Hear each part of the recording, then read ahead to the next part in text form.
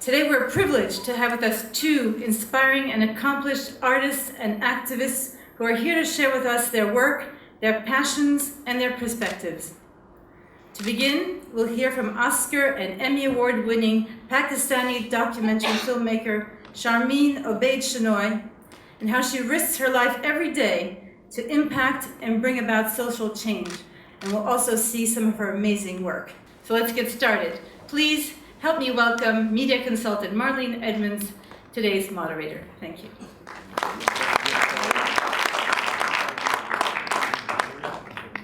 Good morning. I'd like to thank all of you for being here at this special session. My name's Marlene Edmonds. I've been a media consultant for 7 years and a media journalist for 25 years. Before that, I covered the environment, sciences, and politics. I believe, like many people today, that we are all connected. And more than anything else, the efforts of the speakers here today will bear that out. We are human beings living along with other creatures on a planet that is suffering. The media world has shifted enormously in the last 2 decades. It provides more opportunity than ever before to reach billions in a matter of seconds, to entertain, to share stories, to make pots of money. You are here in Cannes to do all of that. But I'd like you to add one other thing to that to-do list in Cannes this week. Media has the ability to affect change, to make this planet safer and healthier to live in, and we can start doing it here in Cannes today. We are very lucky to have here with us some amazingly dedicated people who are brilliant examples of what can be done when human beings, when foundations, and when media companies and corporations decide to work together to create change. Sharmeen is a woman whose life is under constant threat, and yet she's managed to create a series of uplifting tributes to the human condition. She's also the first Pakistani director to bring home an Oscar.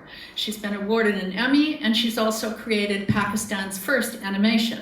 For the next 30 minutes, we'll talk to Sharmeen about what she's been up to. So now, let's get to it. Please give me a warm welcome for Sharmeen Obaid Chinoy.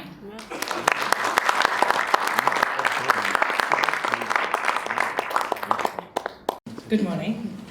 And so I'd like to get right to it. When did all of this begin for you? What got you into filmmaking? I started as a print journalist when I was 14 years old. My mother always said that I was an angry young woman, and she wanted me to channel that anger into something very constructive. And so she recommended that I start writing. And I was writing for Pakistan's English language newspaper at the age of 14, and by the time I was 17 years old, I was going undercover and writing stories that often landed me in trouble. And I think that I always wanted to shake the status quo. I thought that it was important to ask the difficult questions and to start the difficult conversations that people in my part of the world are hesitant to speak about. And filmmaking happened, I think, by default because I was in the US studying, and 9/11 happened. And all of a sudden, so many people were being parachuted into Afghanistan and Pakistan. And I wondered if they really understood the nuances on the ground.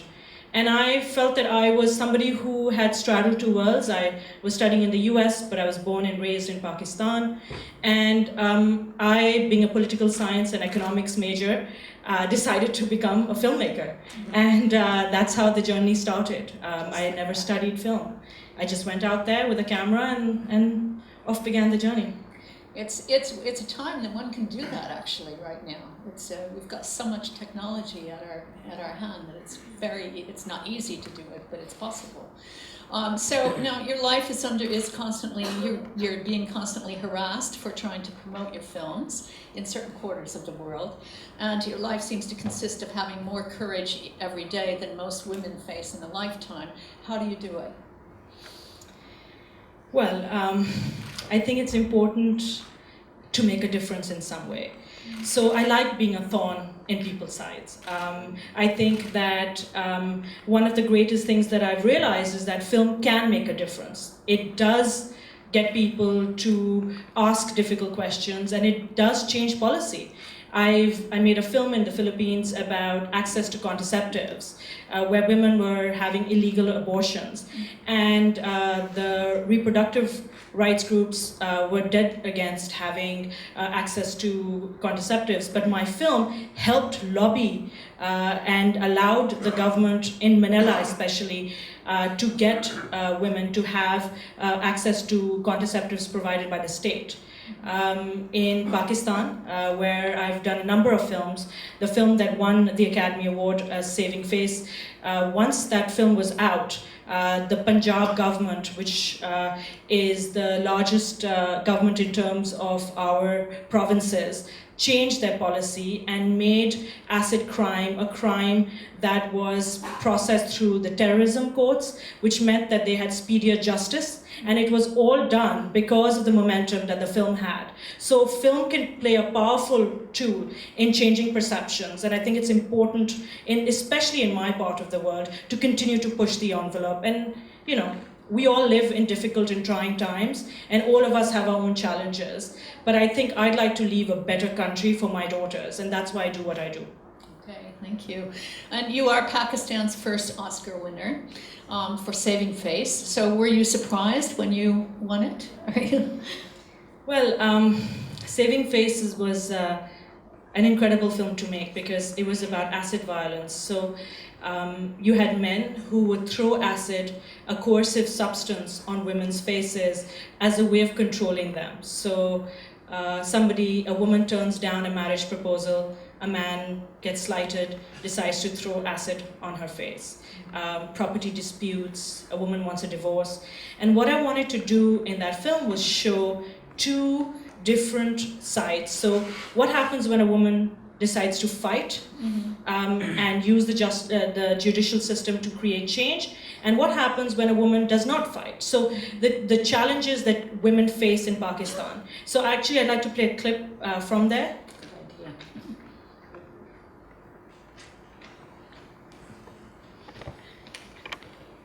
Next, please. Roxana? Obaid, it comes to you. वो कितनी को ऊपर है आपकी? 25। क्या हुआ था आपको? तेजाब डाले। किसने तेजाब डाला? हाँ, तेजाब डाले। नंद ने पेट्रोल डाल दिया। आपके शौहर ने आप पे तेजाब फेंका? नंद ने पेट्रोल डाला था। फिर मेरी सास ने तेल लगाई, माचिस के साथ आग लगा। तो तुम कहाँ रहती हो? मुझे वो ले गए हैं अपने घर। तुम अभी उसी घर में रहती हो? हाँ।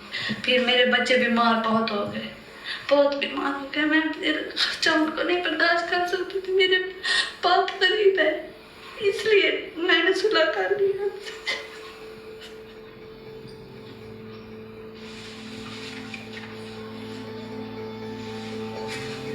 Okay.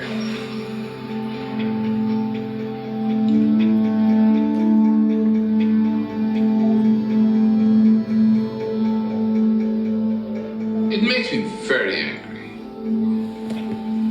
And most of them are as young as 12, 13, 14, and they're women, and I'm surrounded by women at home, and it bothers me a lot. It bothers me a lot.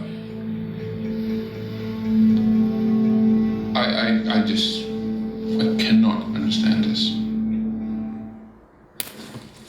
So for me, this film was particularly important because it showed that when people come together, they can solve issues. This film was about a doctor, a Pakistani doctor, who is in the UK, comes back to Pakistan and helps these women with reconstructive surgery. It's the story of a very brave lawyer that fights the cases for these women and wins in court, and a parliamentarian that hears their testimony, drafts law, and gets it passed through parliament.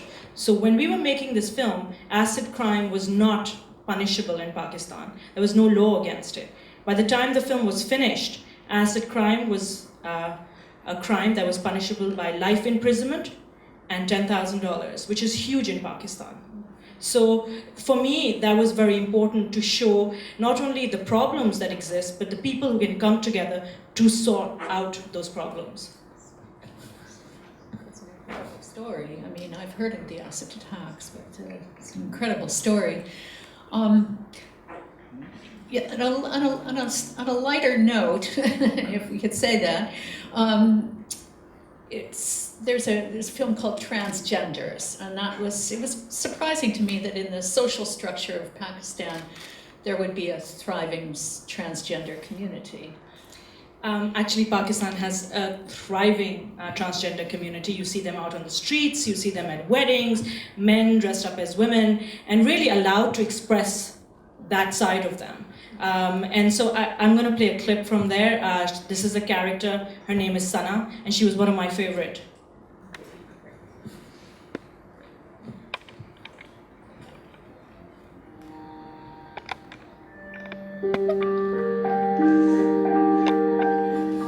मुझे बहुत अच्छा लगता है जब मैं dance करती हूँ, जब लड़के मुझे देखते हैं और मैं अपने आप को खूबसूरत महसूस करती हूँ।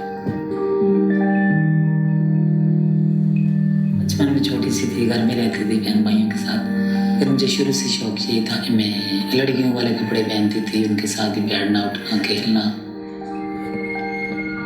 लेकिन मेरी अम्मी अबू और भाई जो थे वो बहुत मुझे डांटते थे। मेरा जो शौक था वो बिल्कुल लड़कियों की तरह था, लेकिन खुदा ने मुझे लड़का पैदा कर दिया। So this was a story that I did, and in fact, when this film was coming out, Pakistan was having its general elections, and 2 transgenders stood for local elections, Pakistan recognized transgenders as a third gender. So on our national identity cards, you can have a third gender, which is very progressive if you think about the kind of world that I come from. So it was very important to shed light on the transgender community and share their experiences and to show that they live in a very vibrant sphere in Pakistan. And so the story was about Sana the dancer and how she earns a living, and Chahat, who was another transgender that I followed. And everywhere that I've shown Transgenders, the film, it shatters people's stereotypes in so many different ways of Pakistan and the community over there. And I quite enjoy shattering that stereotype. Yes, because of the news media, basically, one has a very specific idea of what it's like to live in Pakistan. And this is a completely different idea. So it's great. So now, the Song of Lahore, which you've actually brought here to Mipcom. And it's a fascinating study of cross-cultural pollination. And can you tell us a bit about it? What's that all about?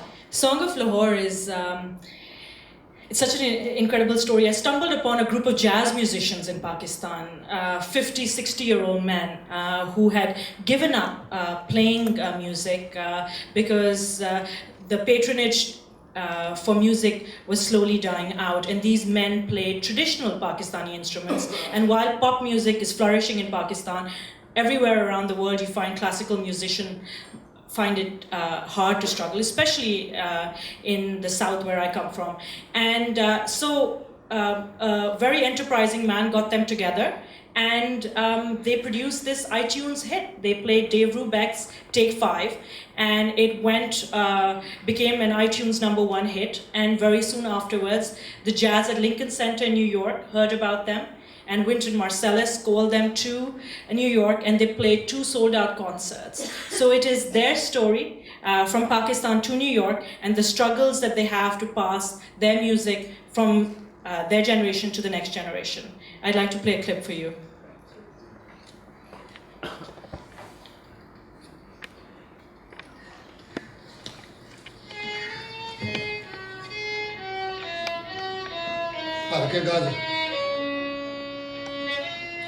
Hey, 2, 3, 4.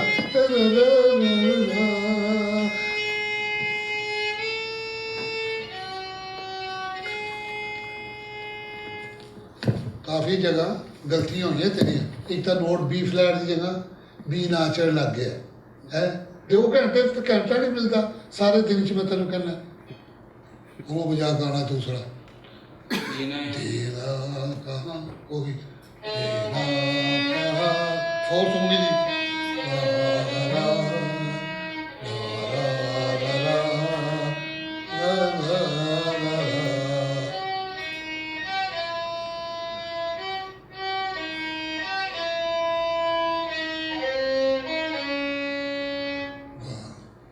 देखा कितनियां गलतियां हुई हैं पता है ये ना अपने दादे का परदादे का नाम रोशन करो एडा नामी बंदा उसका नाम खराब ना करना हमारे जो वालिद थे ना हमारे परदादा हमें पता कैसे वायलेंस सिखाते थे कैसे सिखाते पता है वो तो बताते बाद में तो काम पहले कान मरोड़ देते जिनको पता ही नहीं और तुम्हारे घर में गंगा बस रही है और तुम उससे कोई फायदा नहीं दे रहे और हमारी जिंदगी का क्या पता है भाई आज कितने घंटे मेहनत करा था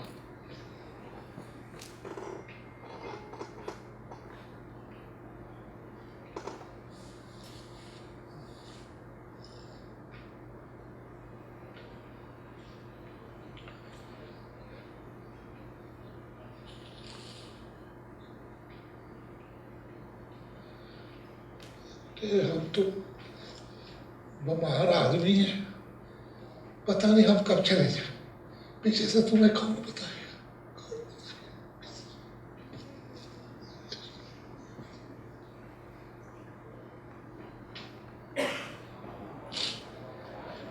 अल्लाह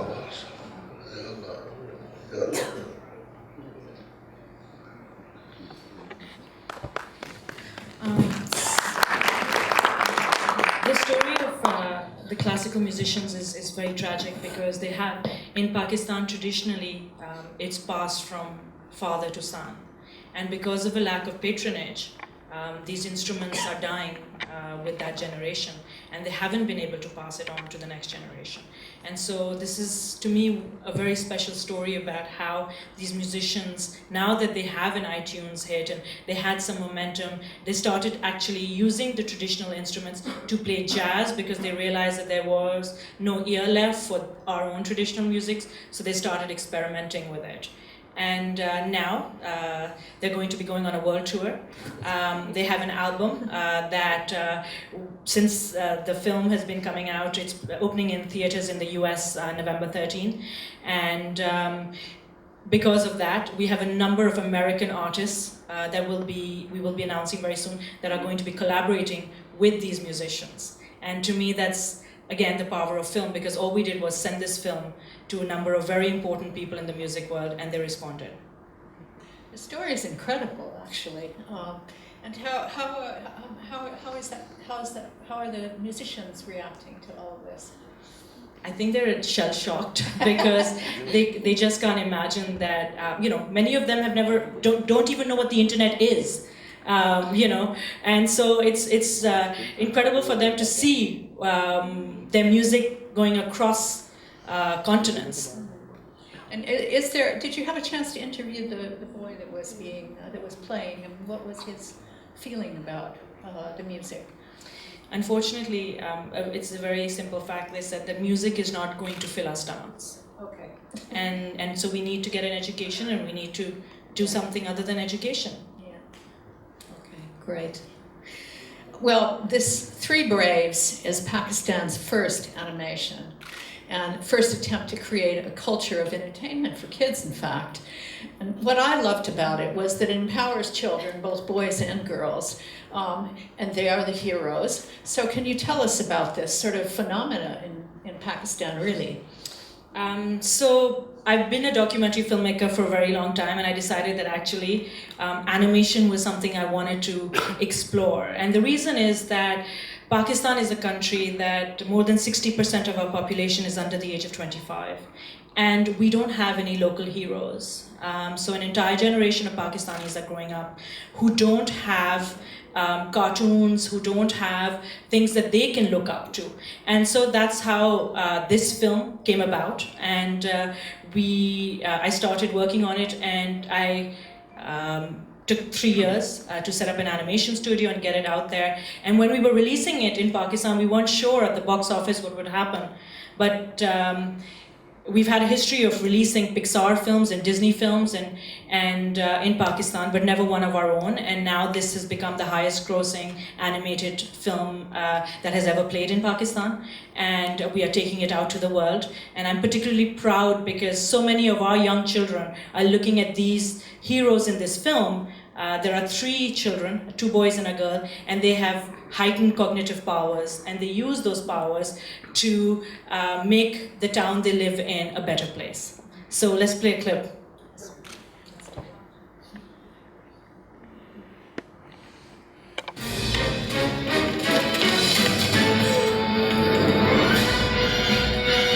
Sadi, nazar rakhia, mujhe aage फेंको.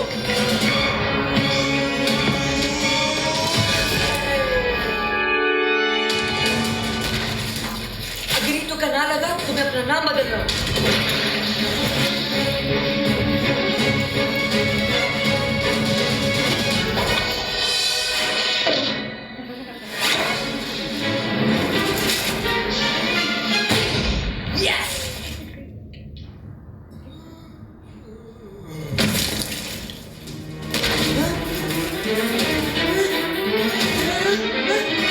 नहीं छोड़ूंगा तुझे.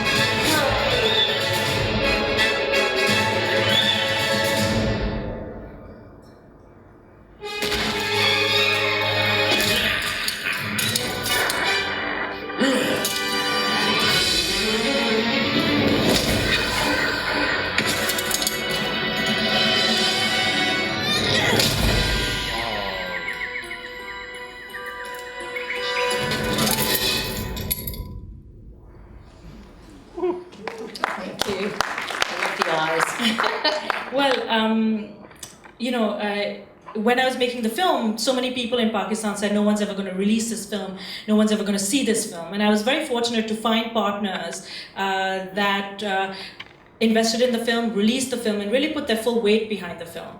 And without that, I don't think that we'd be able to be successful. So what I find at this time is that there are people who are receptive to having this kind of messaging, because the film has very powerful messaging about what girls are able to achieve, fighting corruption and nepotism, and it's all kind of hidden in the subtext of animation. And that's one of the things that I think is brilliant about animation, is you can get away with putting things into an animation that you cannot get away with putting into an adult program in certain countries. Yes, very hard to censor animation. So I got away with saying a lot. That's brilliant. Okay, now as I understand it, 60% of the population is under 25, so that's quite an important thing. You're aiming to create basically a culture of heroes for Pakistan. Is that correct? You know, with the world and with the 24-hour news cycle, we all have a fatigue about the kind of problems that exist, not only, everywhere in the world. What I really wanted to do through my filmmaking was find the people who fight, who stand up, who risk their lives, who against all odds and adversity are able to shine through in their local communities. And for the last 2 or 3 years, that is the kind of work that I've been doing around the world, finding those marginalized voices that are risking their lives to make a better place for their people. And a series of films that I have done have been about those people, because we all know we have issues and we have problems, but we seldom shine a light on those who are working to create a difference. So speaking of that, I was particularly impressed by the violence-free village, and so I'm going to let you talk about that, because it's quite a story, actually. So domestic violence around the world, especially in Pakistan, is a huge issue. And we were working on a program 2 years ago about various issues that confront our country, including domestic violence, sexual abuse. And I came across this in this village where a woman had single-handedly changed the psyche of the entire village. So a woman had converted this as Pakistan's first domestic violence-free village. And I'll play a clip so you understand what she was able to do, and then I'll talk a little bit about that.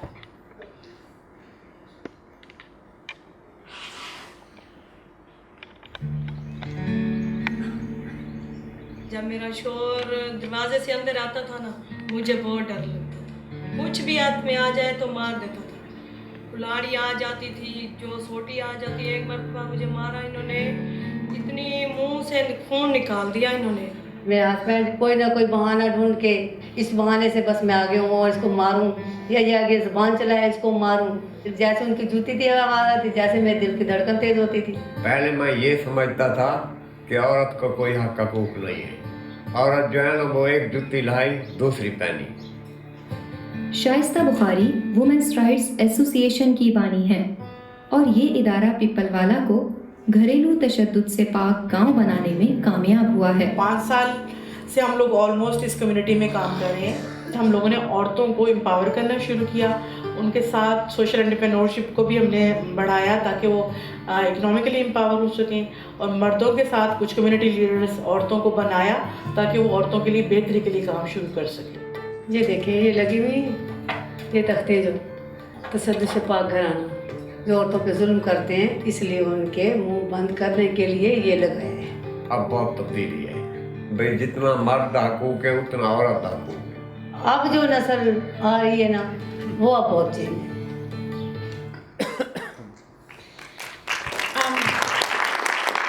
I think change has to come from a grassroots community level, and there are so many people who are working at that. We realize that we have a mound of issues, but we also realize that people are working at those issues, and I think that is something that needs to come out in the world. I think it's, I mean, it's very interesting to me because it's, I think that, that communication between men and women is a really difficult thing to get through, and it's an indication of some of the problems that we have in the world at large, basically. So this was obviously handled in a very different way. It's not a confrontational way, a kind of a teaching way. Is okay, this is what I think, this is what I'm saying. What are you thinking? What are you saying? And it's, you know, people listening to each other rather than coming forward with their opinions on what happened. Now, I think that's an issue for men and women, but also it's a general issue with human beings. Can we understand each other? Can we listen to each other? And so I think it's brilliant.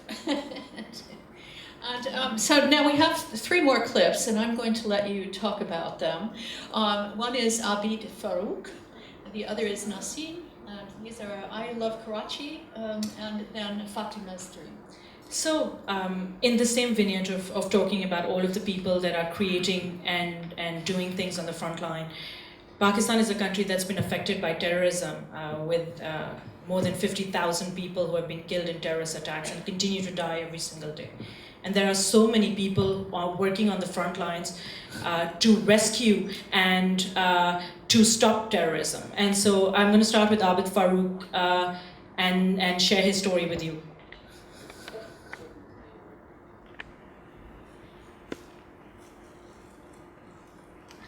Karachi के इलाके बल्दिया में police training centre के VIP gate के सामने झाड़ियों में मशकूक होने की इत्तला मिलने पर बम डिस्पोजल स्क्वाड मौके पर पहुंच गया। तलाशी लेने पर पता चला कि ड्रम में बम है। बम डिस्पोजल स्क्वाड ने मिलने वाले बम को 2 घंटे की कोशिशों के बाद नाकारा बना दिया।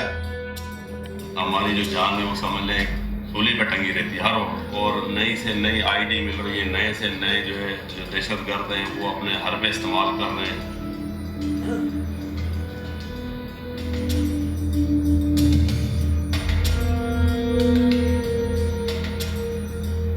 कोर्ट में भी हमारा आमना सामना होता है। जब मुलजिम पकड़े जाते हैं, एटीसी कोर्ट के अंदर खड़े होकर उन्होंने हमें धमकियाँ दी कि ये मत समझना कि हम जेल के अंदर हैं, हम अंदर रहकर भी तुम्हें मरवा देंगे। हमने उनसे कहा कि जो हमारा काम है हमने करना है और हम करते रहेंगे। So it's important to tell these stories because even from where I come from, because we don't know these people, and when we shine a light on them and their struggles and their stories, we inspire others to walk in their footsteps, and that is why I created this series. The next one is Nasim Akhtar, I believe. No, Fatma, who is this incredible woman who fights against servitude and slavery and men and women and children that work in brick kiln factories.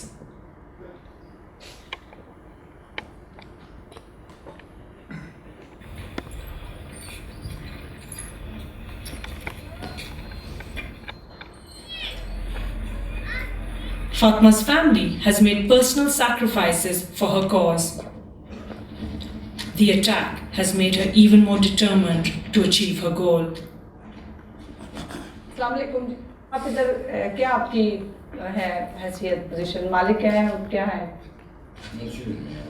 यहाँ पर एक मजदूर को आपने मारा, यहाँ कमरे में लिटा के मारा, कुछ छितर बना हुआ यहाँ पड़ा हुआ है। ये आपको बात किसने बताई? उसी मजदूर ने। ये कौन सा कानून है?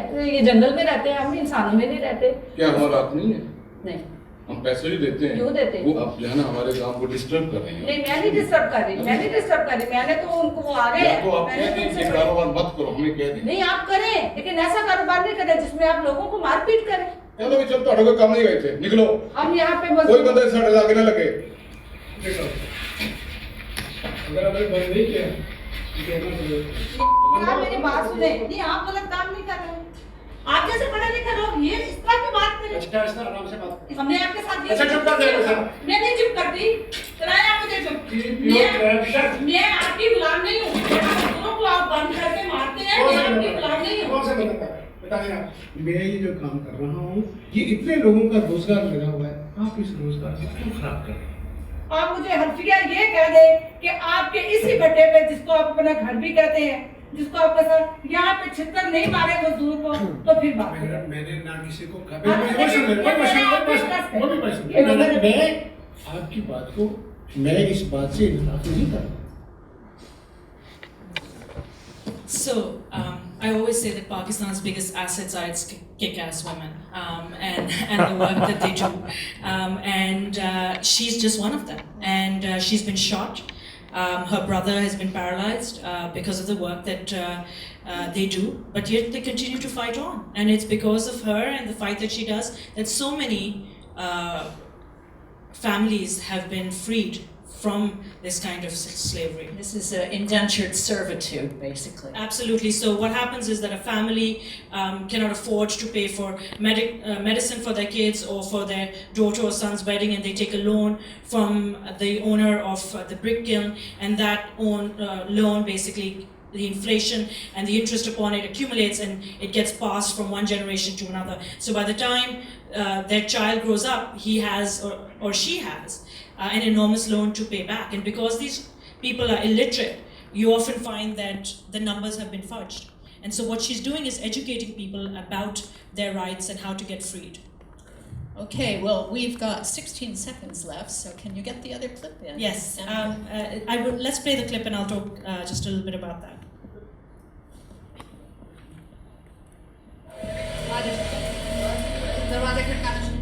जब पोलियो वर्कर्स पे पहला अटैक 18 दिसंबर को हुआ और मेरी 2 वर्कर को शहीद किया गया, खौफ बैठ गया कि इतने बच्चों को मजदूरी से बचाने जाते हैं, तो उसका सिला हमें ये मिला कि हमारी एक वर्कर जो 250 रुपये पर डे लेती है उसको मारा गया।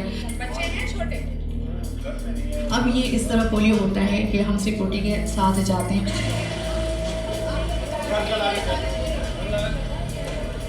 इतनी पतली गलियां होती हैं कि अगर मैं उसमें से अंदर चली जाऊं, वापसी का रास्ता कहाँ से, ये गलियां कहाँ ख़त्म होंगी? तो मेरी नज़र आगे तक होती है कि वहाँ से कोई बाइक तो अंदर नहीं आई या कोई मशकूक तो नहीं है। ये आगे की तरफ है पुलिस वाले, बिल्कुल ओपनली मुझे थ्रेड मिले। एक जेंट साइड, आप तो इतनी सिक्योरिटी लेकर आ रही हो, तो इससे क्या होगा? हम तो खुद कशनम आगे करते हैं। और मैं हमेशा जब पोलियो में उतरती हूँ मैदान में, तो सर को हम ये समझती हूँ कि कफन बांधा हुआ है, मैं अकेली शामिल नहीं हूँ, मेरे पीछे इतने लोग भी हैं जो मेरी तरफ आ जाए। इतने खूबसूरत बच्चे जो वजीरिस्तान, अफगानिस्तान, सवाल से आए होते हैं, कंची आंखों वाले देखकर हमारा खौफ ख़त्म हो जाता है। हम बोलते हैं इस बच्चे को मैं मासूरी से बचा रही हूँ, अगर इस पे मेरी जान चली भी गई तो कोई बात नहीं।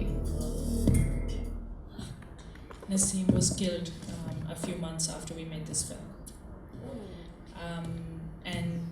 But her message lives on, and we've been able to establish a trust for her children who want to carry on their mother's mission. And this work is about polio, basically giving medicine to children. Yes, so polio is under attack in Pakistan. Polio work is under attack because there is widespread belief that polio vaccines were used to track Osama bin Laden in Abbottabad. And when he was arrested, killed. But the perception is that somehow DNA is collected or something is done, and so a lot of families hesitate to vaccinate their children. It's just a lot of misconceptions. Okay, CIA behind Everything. Yes, It's always the CIA. Okay, all right. Well, we're going to move on now to the Human Project, and I'd like to thank you again for your